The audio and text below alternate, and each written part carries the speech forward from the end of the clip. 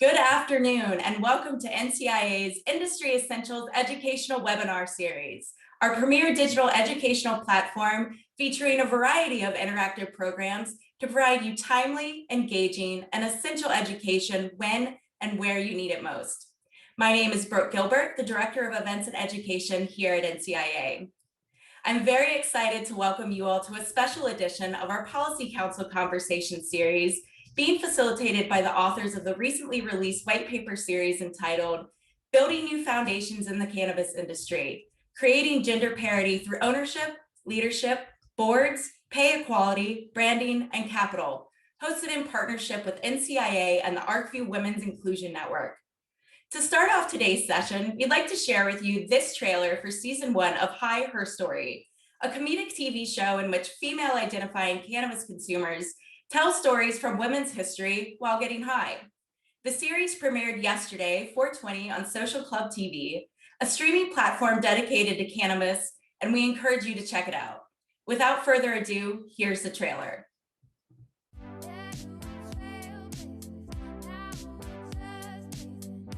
In this episode of Hi, Her Story, I'm going to talk about the superwoman of space. This is Hi, Her Story. Hi, Her Story. The gummy just kicked in. I'm talking about Lucy Parsons. Ann Richards. Lucy Hicks Anderson.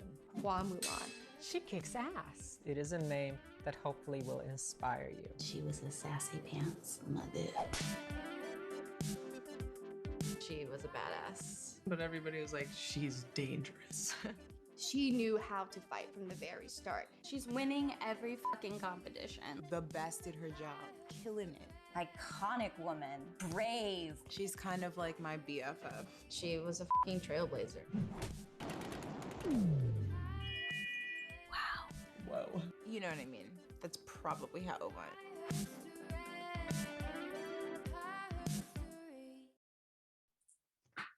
Well, we hope you enjoyed that as much as we did. The second season of Hi, Her Story will feature episodes dedicated to women who have shaped cannabis history and the industry, so we encourage you to check that out. And speaking of women who have helped shape the cannabis industry, that is a perfect segue to introduce the project leads and authors of the recently released white paper series, who are working towards raising awareness, changing the narrative, and building new foundations in the cannabis industry.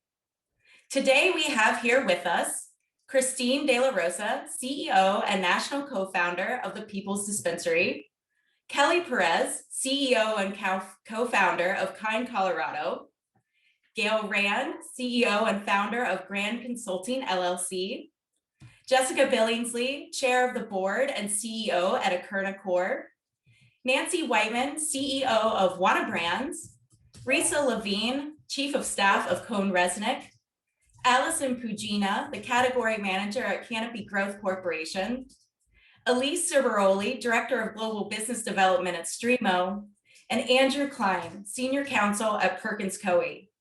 To start the conversation, I'd like to welcome Jessica, Gail, and Andrew to take the mic and get things kicked off.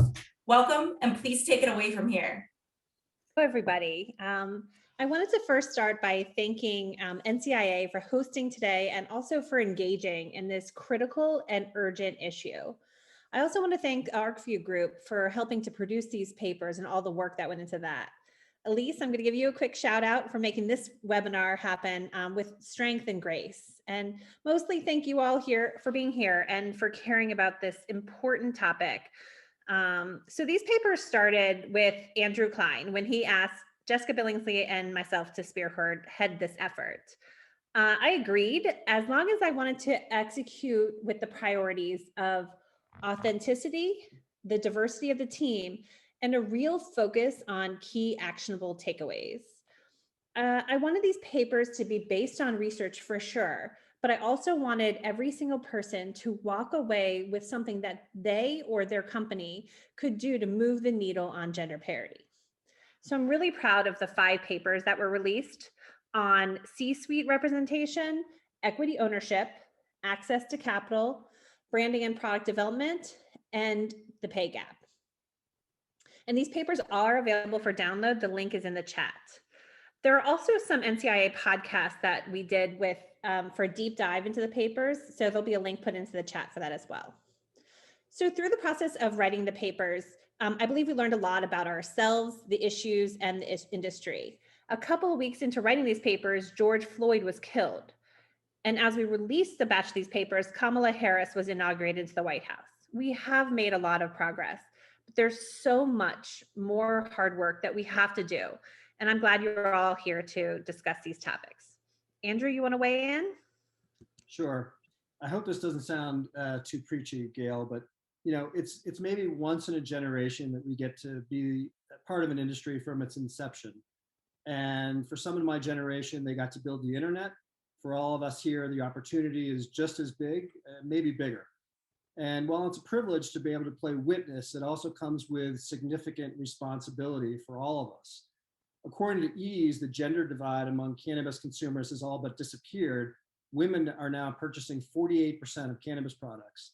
That signals that our industries become increasingly mainstream, and that means also that women will step up and claim their well-documented and well-established role as the revenue drivers of the economy. And that's great news for cannabis. So why are women not represented equally in CEO or board seats? Why are they not getting paid the same as men? It's inexplicable, but it's fixable. There are great lessons coming out of our growth industries that preceded us and that didn't yet achieve gender parity. And as innovators in our own right, we're compelled and even obligated to do better than our predecessors. It's an imperative. And for those of us that can't get their head around that, focus on this. It's good business. Here are some facts. According to the Harvard Business Review, women are rated better than men on most important key leadership capabilities, including being results-driven, resilient, inspiring and motivating leaders, and innovators. But it's not just Harvard statistics. Look around. I'm not aware of any wars that were started by women or mass shootings that were started by women or insurrections that were started by women or racist rallies that were started by women. It wasn't a woman that ignored a pandemic that killed hundreds of thousands of people. This is not hyperbole, these are facts. So how do we reconcile these facts with the notion that we don't have gender parity? We can't, but we can do something about it in cannabis. We have an obligation to do something about it in cannabis. We're seeing some positive signs generally.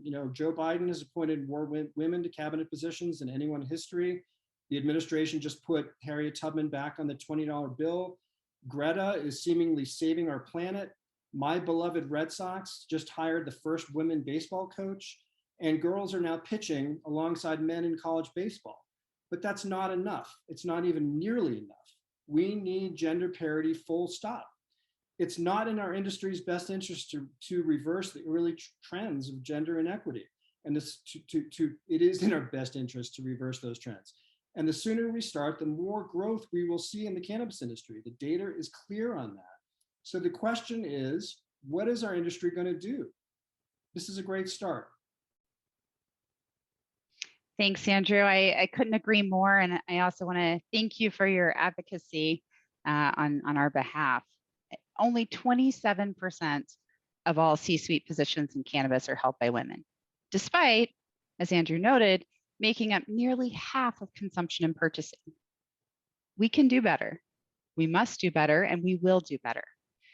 It was such an honor to work with this team of strong female leaders in cannabis with expertise in accounting, consulting, CPG, branding, legal, marketing, media, private equity, retail, and social equity. Women belong in leadership across every vertical. This series of papers looks at various research, data, personal stories, and case studies across each concept to create actionable practices for businesses and individuals to embrace gender parity practices in our organizations. Study after study supports that gender diversity and all other forms of diversity are not only good for consumers, but also for business.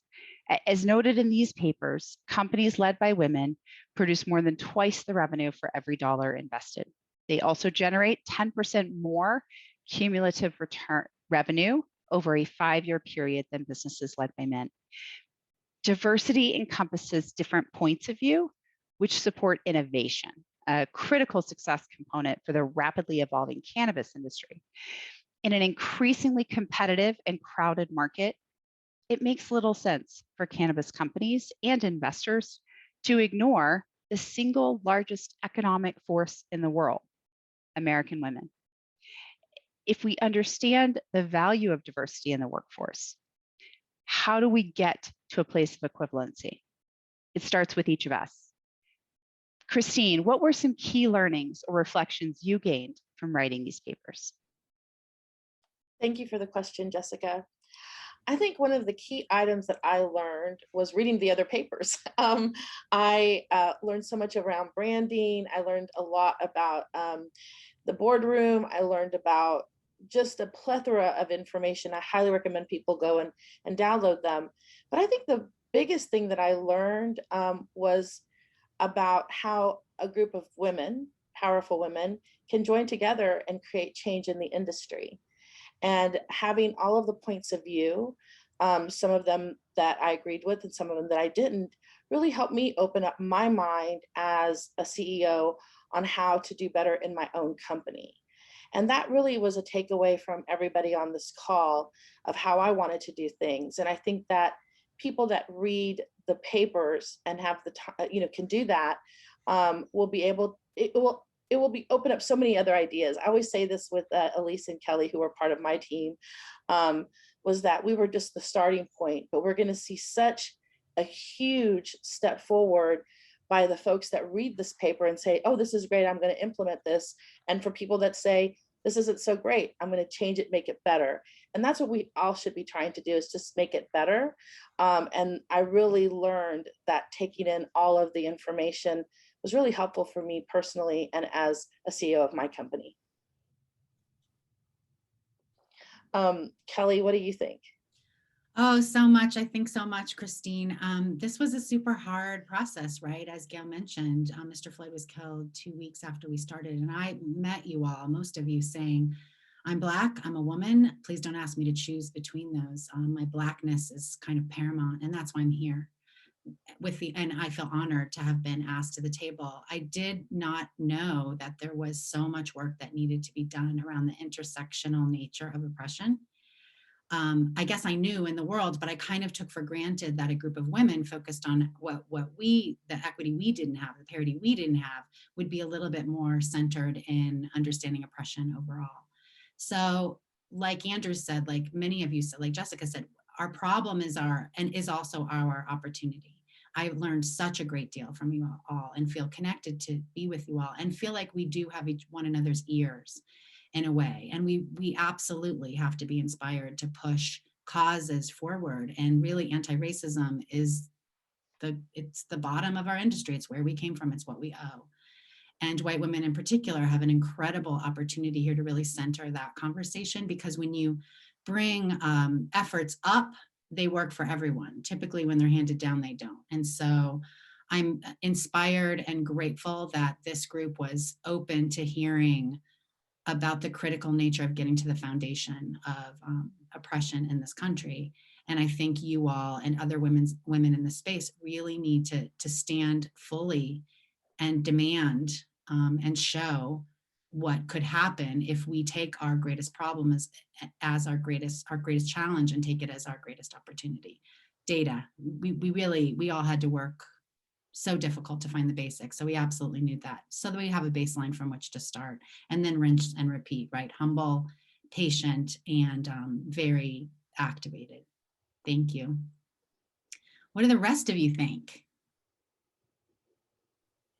Well, thank you, Kelly, Christine. Thank you, all of the authors that we've spent pretty much a year now together working on this project in different phases. And I'm really grateful that NCIA and Arcview gave us this space to create this project. There were many takeaways for me. One of them is that there is a lack of data.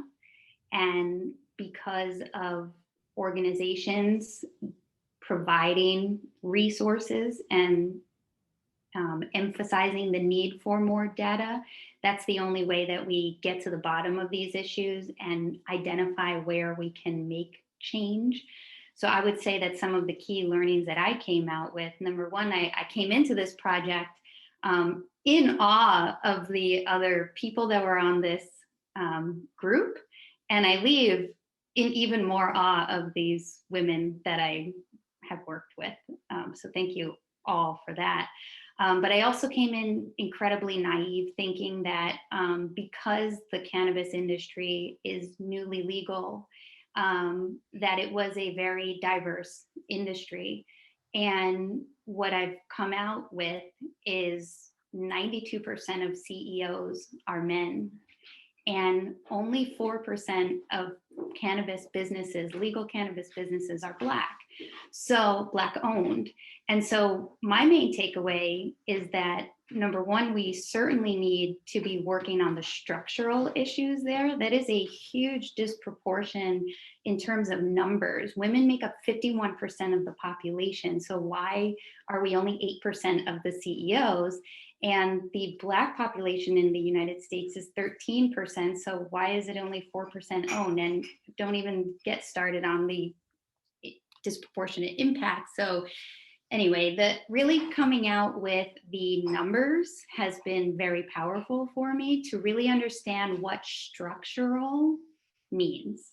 I think a lot of us get distracted on these one-on-one issues, but when you're looking at numbers like that, there are structural, it's a structural issue that needs to be addressed with structural answers and structural change. And I will pass it over to Risa. Risa, what were some of the key takeaways that you took from this paper, from this Thanks, project? Elise. I echo so many of your earlier sentiments about joining this project with a little bit of a fantasy that, you know, the cannabis industry would just be so diverse, and the presence of women in C-suite and their access to capital. I don't know. I just thought somehow this cannabis space would be what rocked the world.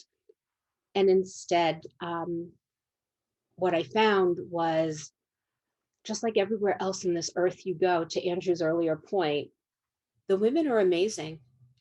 I have no idea why you're not running the free world, but it's not lost on me either that we began this journey in the middle of a pandemic, which was scary as all get out. A little bit of that sense of the bottom is going to fall out of the earth that we know. And I think our anxieties were off the charts. Then we had the George Floyd situation. And I think that was, for me, the hardest, most real form of learning through this group. Our conversations are very uncomfortable, are very hard, are very needed conversations. We showed up thinking we were all pretty darn progressive. And I think we stepped back saying the real work in this journey is unlearning and then learning what really should be. I am in awe of the talent. I have been a tremendous student of all of these women. I am so grateful to have had this experience. I was not shocked, unfortunately, that when we talked about social and racial justice, the issues are what the issues are. I am with gratitude that the George Floyd outcomes yesterday were what they were. I'd like to honor that for a moment. I was also not the least bit surprised that as women, we are earning 79 cents on every dollar that a man is. And if you're a Hispanic woman, could you believe that's 54 cents on the dollar? That sucks. That's an atrocity. That is industry agnostic, and that needs to change. When we get the economics of equity right, we fix a lot of things in this world. So it is with gratitude to this group. I say thank you. You are the best teachers one could ever want. And I hope that for everybody listening today, there's a lot that you take away. There's a group of women that you want to learn. This is the best in the business. Nancy. Thank you so much, Risa. And thank you to NCIA and Arcview for giving us this opportunity. It was really an honor and a privilege to participate. so much of what has already been said has been said very eloquently. And so when I was thinking about my own reflection on this year-long process, what it really made me realize was that I had never really fully articulated my own thinking and process around branding and product development. Allison and I co-authored the Branding and Product Development White Paper. And what I really reflected on was the fact that good strategy and brand building decision really must be looked at in the context of the entire industry and where it sits. In the paper that Allison and I wrote, we outlined 3 different models of how women can be better represented in brand. And those 3 models, just very briefly, were a model where it's not, a brand is not attempting to be woman or gender specific at all, but makes an effort to be inclusive in all of their marketing and branding. The second model was where the products themselves were not female specific, for example, vapes or gummies, for example, but the marketing was very focused towards women. And the third was products that really are designed specifically for women and women's needs. And so what I had to do when I stepped back and developed that framework was to really reflect on my own experience as the CEO of Wana Brands. And when we launched Wana Brands in 2010, there really was almost no opportunity to execute on strategies number 2 and number 3, because the market simply wasn't sophisticated enough to handle that level of segmentation at that point in time. Dispensaries were too small for very targeted products. The female market was not well understood and was not as large as it was today to warrant a lot of separate attention.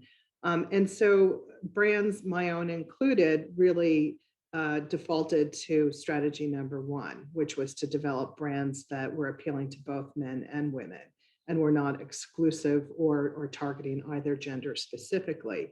But that has really changed. If we go forward to 2021, women are now a much larger part of the pie as consumers. Product formulation and marketing has become a lot more sophisticated and nuanced. Dispensaries are larger, and buyers are now really more careful in their thinking about product and consumers. And that means that we can really look at and execute on strategies number 2 and 3, which are brands that are really focused on attracting women through marketing, and also brands that are developing female-specific products. So for me, it was really an opportunity to step back, look at my own decision-making process, but also marvel at how much the industry has developed and grown and how much more sophisticated it was than 10 years ago. So that was a lot of my own learning. Allison, as my co-author, do you have other things that you would add? Yeah, thanks, Nancy. To echo all of my co-authors, I would say there definitely is a data desert. That was one of the big learnings, but I'd love to give a shout out to Headset and Brightfield for their generous support of this initiative. They are tracking data around gender, and we were able to do some pretty in-depth research thanks to their contributions. And to echo some of the other points that were made, I'm a market researcher by trade. I'm in the data every day. I kind of expected to have a pretty decent baseline understanding of how women think about, shop for, consume cannabis. But through our work, when Nancy and I were digging in, we really realized that women, just like other populations, really can't be lumped together into one homogeneous group. There are important and surprising differences, for example, across generations.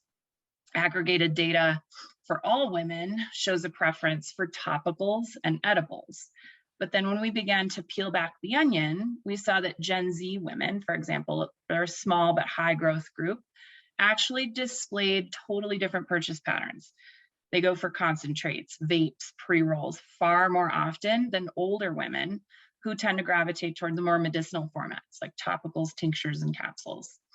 So these types of insights are interesting, but they're also highly actionable. Brands and retailers can use information like this to segment their assortments, their branding, marketing, and messaging to target the right shopper, which generates dollars and directly boosts the bottom line. So in conclusion, women are valuable consumers. What I found most exciting though about this entire project is that with more and more cannabis companies leveraging data, or trying to every day to drive their business, all of these topic-specific toolkits that this entire group has published have had an immediate positive impact on the industry, and that's been really powerful to see. So on that note, let's think about what that impact is going to look like down the road. I'd like to ask my fellow panelists where each of you want to see the industry in 5 years related to your focus area. And equally important, how do we get there? I'll start from a product development and branding perspective. So, as the market continues to open up, I see an opportunity for cannabis companies, for research firms, investors, everyone involved in this industry to set the standards that we want to maintain as growth accelerates. It will get harder. The industry is still in its infancy, and there's room for collaboration over competition on issues that are going to shape what cannabis looks like 5, 10, 25 years from now. So brands can commit today to base every business decision on data and to invest in data that covers not only the general population, but also individual groups, including women and minorities. In 5 years, my personal hope is that the cannabis shopping experience and products on the market reflect the diverse consumer population that exists today, and that will continue to evolve. With that, I'll hand it off to Nancy again for her thoughts on the future. Thanks, Allison. I'm going to be sort of the corollary to Allison's comments on data, which I'm rather obsessed with, as Allison knows. But my hope for the next 5 years is really centered around the plant and the power of the plant. And I think as we get more sophisticated about understanding and tapping into the incredible potential of this plant to enhance lives, a lot of that is going to end up being very use case specific type learnings. And what we did see from the data, going back to the data, is that women do tend to be very interested in using cannabis to address very specific health and wellness needs. And I think that's going to continue over the next 5 years. And people are going to get better and better at that formulation. The science is going to continue to evolve. The technology is going to continue to evolve. And I think that we're going to see an explosion of products that really meet very significant needs that women have in the health and wellness category. Corollary with that, I think at the same time, women are going to continue to become more and more significant portion of the cannabis consuming market. And so what that's going to mean is that buyers are going to really begin to take in and understand the need for product that caters specifically to women, whether it's in a marketing context, just things that make women more comfortable because of how they're packaged, or products that are actually formulated for female specific needs. And as the retail experience becomes more evolved, I think there's going to be more room and more opportunity for stores to really be reflecting the female consumer in design and how they approach women. Now, to tie back my comments to the rest of the papers, I believe that a lot of this will be dependent on access to capital and having women in C-suite situations, because it really should be women who are driving forward product development. There was, if I can take 1 second and digress, there was a hilarious post on LinkedIn yesterday of a product that 2 men had gotten funding for called the Pinky Glove, which was a product that was designed to help women remove tampons so that they, oh my God, didn't have to touch them. And this is the kind of product that a woman would never have come up with. Let's be honest here, right? It's not necessary for starters. It's the level of offensiveness, I could go on for a long period of time. But my point is that when women are in C-suite positions, they will be the ones who are best in a position to understand what women consumers need and to develop and to execute on those products. So that's what I look forward to in the next 5 years. So Nancy, I'm going to follow in your footsteps here. I hope in the next 5 years, if we're really working on getting this right, we will have really made massive strides in solving the pay gap, and that we do achieve pay equity. And the one thing about that, again, it is industry agnostic. So wherever in this world we wind up, 5 years is, an eternity now. But if we think about pay equity, that is so in our control. We could fix that tomorrow if we were bold and we were brave. And for anybody who does have responsibility for looking at compensation, there will never be a time like today. It'll never be less expensive than it is right now to solve for those gaps. But we have to get real about it. I think we have to look at the multi-layers that are there. So 5 years to get from that earlier statistic where, as women, on average, we're looking at making 79 cents on the dollar. And when we bring intersectionality into the conversation, Hispanic, Latinx, Black women, any woman of color, those numbers get worse and worse and worse and worse.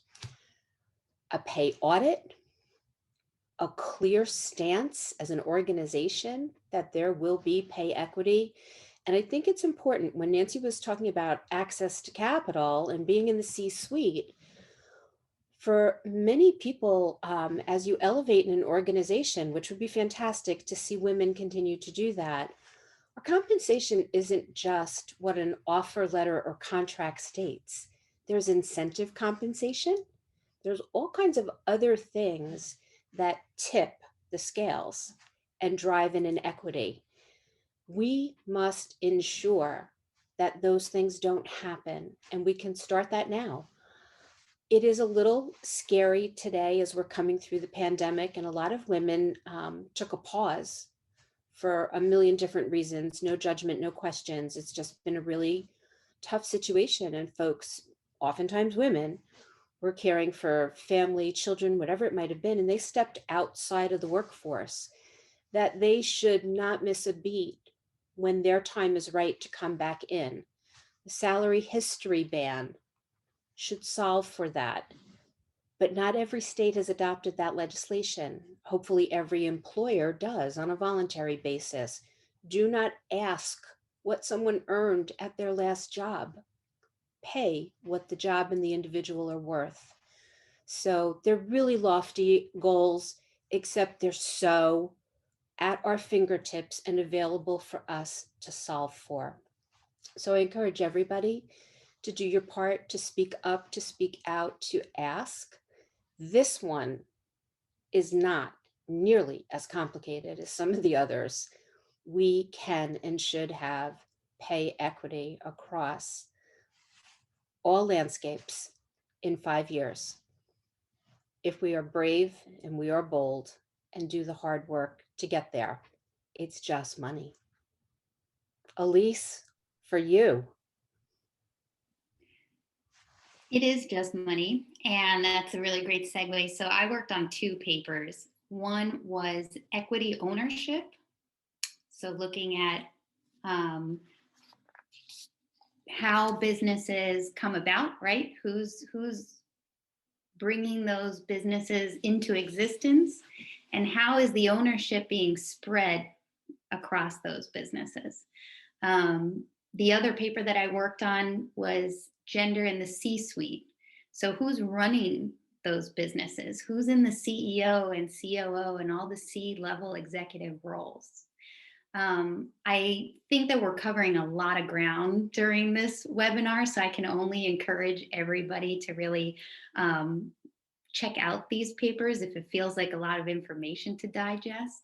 But where I want to see the industry in 5 years is, first of all, that we don't even need to have this conversation anymore, because 51% of businesses are owned and run by women, and 51% of all the C-level executives are women. So I challenge all of the investors, all of the board members, and all of the current executive leadership teams to do their part to make sure that those women are taking up those seats. I think that a lot of times, sure, there's an onus on women of stepping up and being bold, but there are many structural issues in our way that people who are already in positions of power can help disrupt. And that's through building it into your pipeline. So if you are an owner, if you are in a C-suite level position, make sure that the people you're mentoring are diverse in gender, in sexual orientation, in race. And that's also anti-bias and anti-racism training to make sure that once those people are in those positions, they have a safe space to exist. Kelly, where do you want to see the industry in 5 years? Well, I'm leading the equity group for white guys, so we can bring them back in, because we're so far ahead. We need to focus back there. Not really, but we're leaving millions and millions of dollars on the table, right? It makes no sense that typical industries have spent $8 billion on equity efforts, on diversity, equity, inclusion. They haven't gotten anywhere. We have the opportunity, because of where we come from, to really understand that the structural barriers, the way cannabis was weaponized, that we got here in a very clear way, and that we have policies and other social reasons for really centering oppression, and gender is clearly one of those pieces. But to really get to thinking of things like the ESG goals that everybody's talking about, right? Well, we could do that. We are bold. We can absolutely take environmental issues, social issues, and governance issues. Governance is diversity. It is who's on your board. And be a leader that informs all other industries about, this is what it looks like when you're really clear-eyed about what the numbers say, where you'd like to go, and you set a path to get there.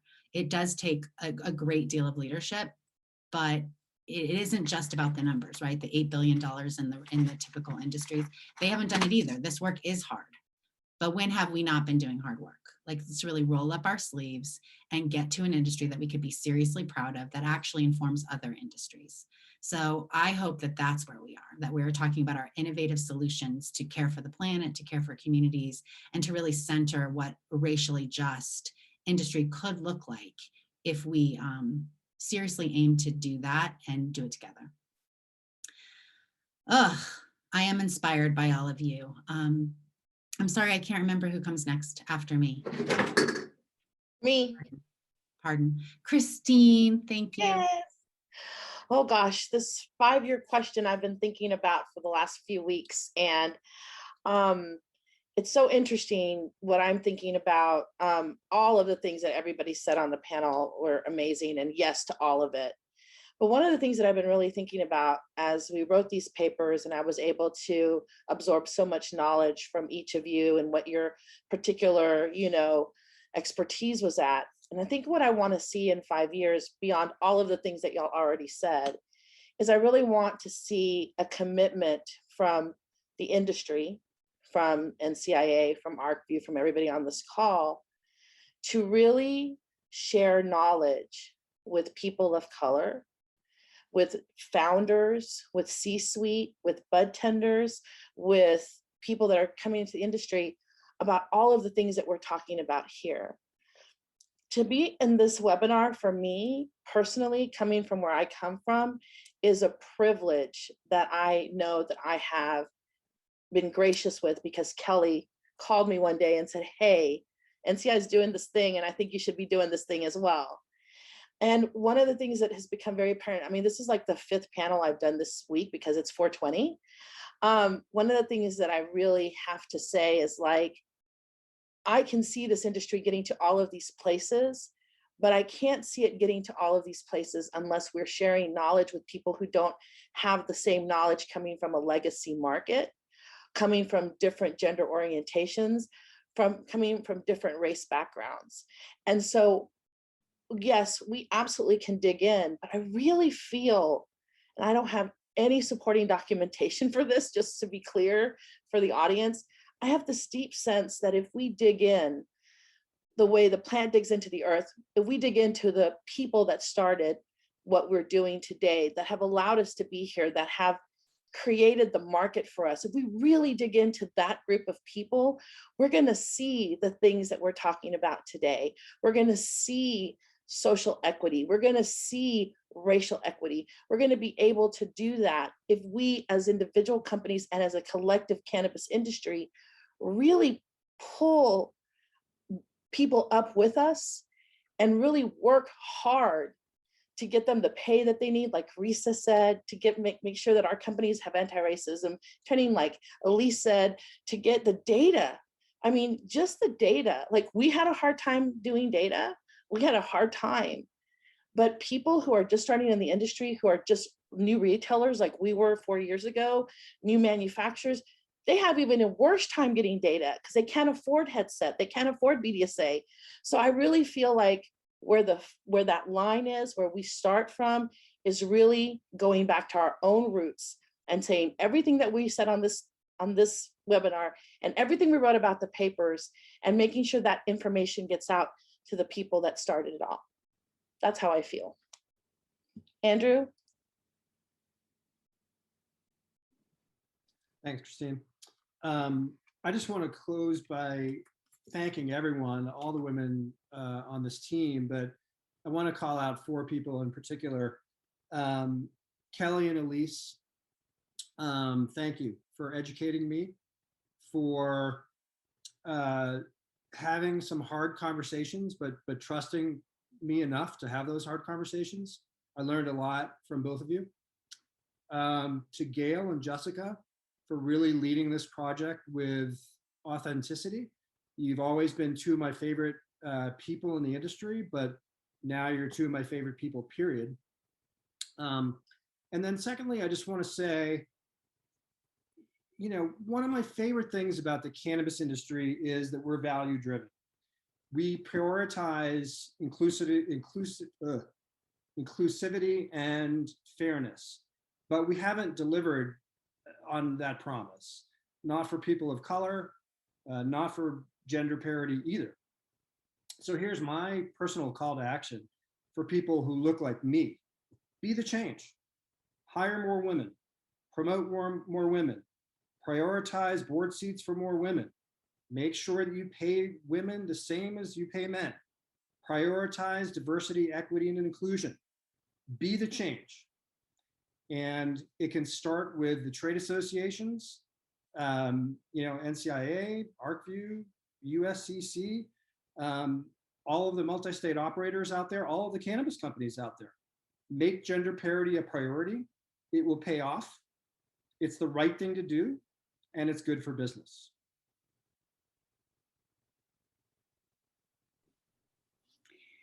Thank you, Andrew. And thank you everyone for all of your thoughts. We're gonna open up now for a Q&A. There's already a couple of questions in there, but I encourage anyone that's watching to feel free to throw any questions into the chat. One question that already came in that I would love to have a few different panelists answer actually is sharing our insight on what's being done about structural changes and what the strategy is for the cannabis industry to be more inclusive. So I would really love, I know that Nancy has recently done some pretty interesting trainings. So I would love, Nancy, if you would be able to share a little bit about that in terms of structural change as a leader that's bringing that into her company. And I'd love to hear Kelly talk a little bit about the work that she does. So I think could you guys give a little bit of information on that? Sure.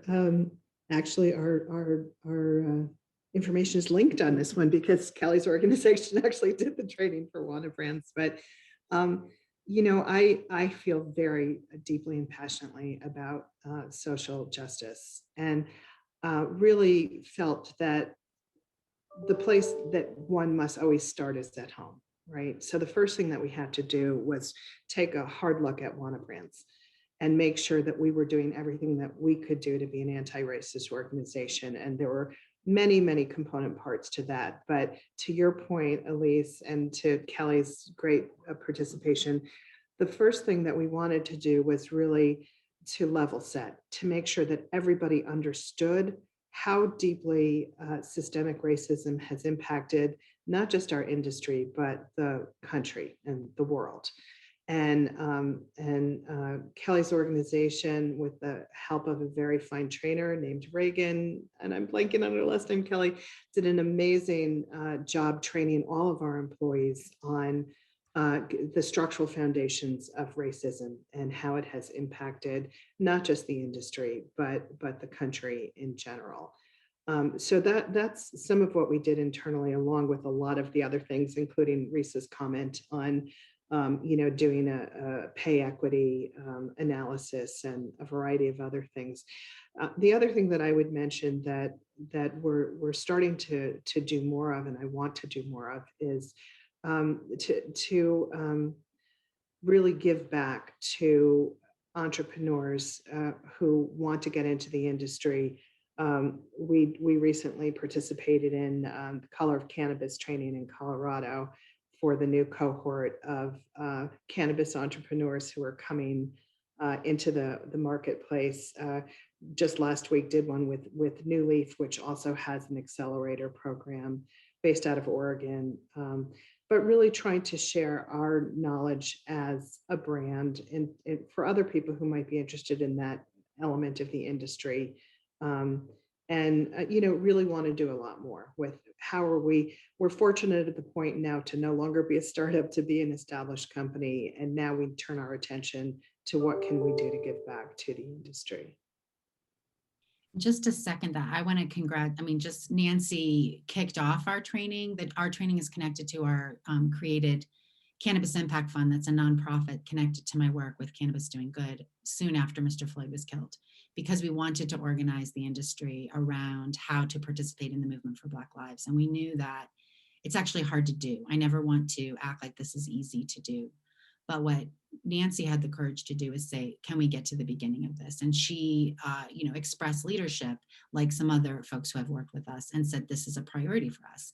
And let me tell you, our training is not perfect training. Perfection is not the thing at all. But as Nancy said, grounding us on where did we come from and how did we get here? And then I want to jump to, you know, it was clear to see the kind of Black squares and things in cannabis that people were trying to say, we want to be a part, but we don't know how. And that's, you know, kind of performative activism, and it's not real. So having a conversation around what your intent is and then what your impact is, and that those things are not connected unless you do the work to connect them. And so that anti-racism training with whomever you do it with, connected to cannabis, because we have levers of change in our work all of the time. How we hire, the policies we support, digging into what is social equity and why are we doing it. Don't just use the word and let it gloss over you. These are policies set in place to undo racial injustice. That's the point. And so policy's not, it's important and not sufficient. It's what we do as business leaders, as leaders in community, to say we need to understand what the structural issues are so we can undo them. One of the things we see folks jumping to pretty quickly is diversity, equity, inclusion work. And that's not the work. That's the $8 billion that typical industries have spent to try to undo inequity. That anti-racism is the beginning of that. DEI may be a strategy that you employ in order to become actively anti-racist and inclusive in terms of gender and all other ways. But it's not the start, because don't bring a Black person into your company and you think you checked it off, but it's actually a very toxic place for someone to be because you didn't become an all-white company in a void. So it's being very clear-eyed, not having your feelings hurt, and digging through what are the things that are available to me in the work that I do today to have a basic understanding, continue to do my learning, and not center perfection. We're not going to do that, right? We're just not going to do that. So thank you for asking. I don't want to take too much time, and I'll put our organization in the chat, and Nancy was referring to Reagan Bird, who does amazing training. And there's a lot of other people who do too, but make sure you get a connection to cannabis, not conceptual. It's a new way of doing anti-racism work than most of us were taught. And then as Risa said, the unlearning, right? It is the unlearning all the historical things that we don't know anything about because it wasn't taught to us, because structures try to keep themselves exactly as they are, right? Power wants to hold power. And recognizing that we can be a force, and we will likely pay consequences, but it's worth it because it is bigger than us. Our success is how many people did you help succeed, in my opinion. I love that. And building off of that, there's one more question. So if you're not on the executive team, what advice do we have for making structural changes within your own company and initiating the conversations around these difficult issues of gender parity and intersectionality? So I would love for Jessica and Christine to weigh in on this. All of us sitting on this panel have, worked our way up, and I think it's really powerful to hear from CEOs who have made this journey. So what advice do you have to people who are not yet on the executive team on how to influence their own companies? Well, I'm happy to go first, and certainly I think my own journey is a bit different in that I started my companies rather than working my way through the ranks, and so I have less experience actually doing that, other than certainly observing and mentoring and trying to institute some good practices within my companies. That said, for me, the advice I would give is to always think about what will appeal to your leadership. So if you're promoting a diversity initiative of any kind, come with some facts, and you heard that in my intro, and Andrew echoed some of this as well. But why is it good for them? Why is it good for the business? What is the potential value to the C-suite to whom, or leadership team to whom you are pitching this idea? And the great news is that data is out there. The great news is that diversity is, by all objective measures, good for business. The great news is that it's good for innovation. Pretty much anything that you are going to pitch, rather than pitching it as just being the right thing to do, because businesses don't really care about that so much. I mean, they would like to in one part of them, but that's not their primary focus. And so being able to pitch to them through a lens of why it's good for them will help you accomplish those goals. And you very well may find yourself in a leadership position of running that initiative then. Well, thank you for that, Jessica. I'm lucky I come from two worlds. I was somebody who did climb up the ladder, but not in cannabis, and technology, at a time where I was one of 4 women in the position that I held in the telecom, managing an entire group of men. So, and so having to work through that and having to be able to talk to my leadership about how, you were, as a woman, dealing with a mostly male population in terms of who you're managing. And I would agree with Jessica, like I had to come in and say, your top 4 programmers are women, right? There's only 4 of us. And we're able to negotiate between customers and the coding team. And here's why you should promote more of us. And so having to do that and showing them the business case about why it would be in their best interest. Now, I learned from that when I built my own company in cannabis, that I wanted to know, as a CEO, what did I want my company to be? I didn't want to have people who wanted to make change within the company feel like they couldn't approach me if they didn't have a business use case. And we've set that framework as our social equity framework, that anybody in the company could talk with us, and they did. Employees, bud tenders have access to me. Kelly knows this because Kelly has been so instrumental in so many companies in cannabis, but that includes mine, because she was able to come and talk to my employees when they were trying, right after Mr. Floyd was killed, and they wanted to do something and they didn't know what to do. They didn't know how to do that. She was able to come in and give them really clear ways in which to use that energy for good. She was also able to explain to them and help them talk to us about what we as a company could do better. We've had, mediators come in, not because we were having something negative in the company, but because we wanted to make sure people felt safe enough to talk to us. Because even though we're a minority-owned business and we're a women-owned business, that doesn't mean that we're exempt of systemic racism. It doesn't mean that we don't have issues in the structural racism and inequities that currently exist. And I think this is where a lot of folks get kind of stuck, right? They're like, well, we're a women-owned company, so we're automatically equitable. And that's actually not the case, because we all are born into a structural racism. We have to stop having shame around that and understand, how do we utilize the things that are available to us, like a Kelly, like a Cannabis Doing Good, like other folks that are doing work in this industry, to make sure that we aren't perpetuating the structure. We aren't perpetuating that cycle. And so I would say to you, if you are in a position where you're not in the C-suite, absolutely take Jessica's advice, because I think that's good advice. And also, you can also try to look for companies that are more like our company, or like Kelly's company, or like other people's companies that want to have that engagement with their employees.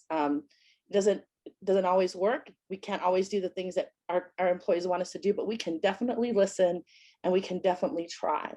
And that's what I would tell people who are going to their executive boards. It never hurts to try, but you'll always fail if you don't.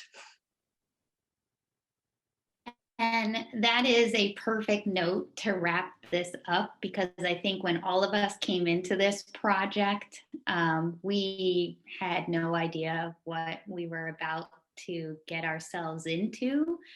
We came with a lot of enthusiasm, knowing that we wanted to do something related to gender in cannabis, and that was pretty much it. And we made it up and we figured it out. And here we are with some solid papers, with some great research, with some actionable takeaways that everybody in the industry can learn from and improve on.